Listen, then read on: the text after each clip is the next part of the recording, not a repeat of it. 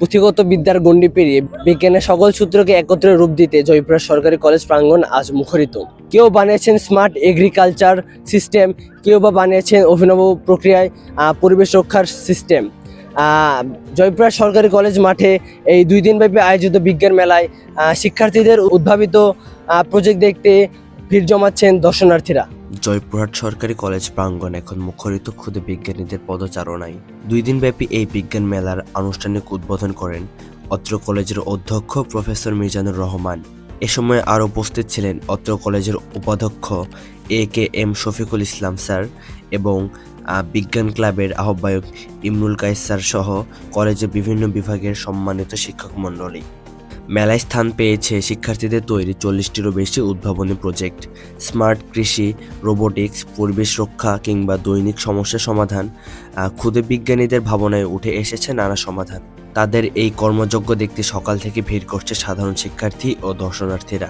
পুঁথিগত বিদ্যাকে কেবল বইয়ের পাতায় বন্দি না রেখে তাকে বাস্তব জীবনে কাজে লাগানোর এক অনন্য প্রয়াস এটি। নিজেদের উদ্ভাবন মানুষের সামনে তুলে ধরতে পেরে উচ্ছ্বসিত অংশগ্রহণকারীরা। মেলা প্রাঙ্গণ ঘুরে দেখে মুগ্ধ আগত দর্শনার্থীরাও।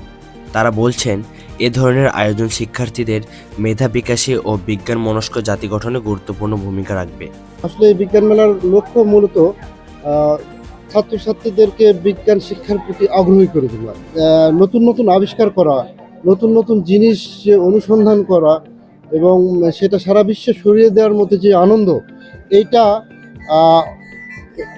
এটা ছাত্রছাত্রীদের মধ্যে জাগ্রত করার জন্য মূলত এই বিজ্ঞান মেলা আয়োজন করা হয়েছে। এটা যে আমরা এরা যে শুধু একটা আবিষ্কার করেই যে ক্ষান্ত হবে তা না, একটা কনসেপ্ট, যে কোনো একটা কনসেপ্ট যদি একটা ডেভেলপ করতে পারে মানুষ, সেখান থেকে অনেক বড় কাজ হয়।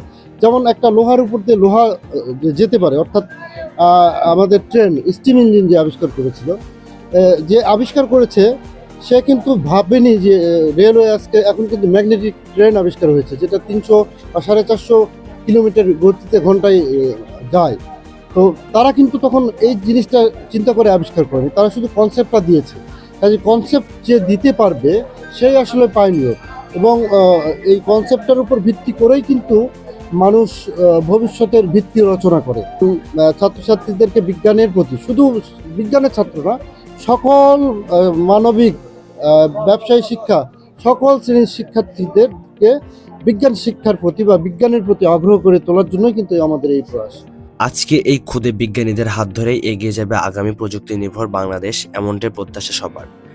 জয়পুরহাটের সরকারি কলেজ প্রাঙ্গণ থেকে আমি আপনাদের সাথে ছিলাম জান্নাতুন নাইম, প্রজন্ম 24, জয়পুরহাট।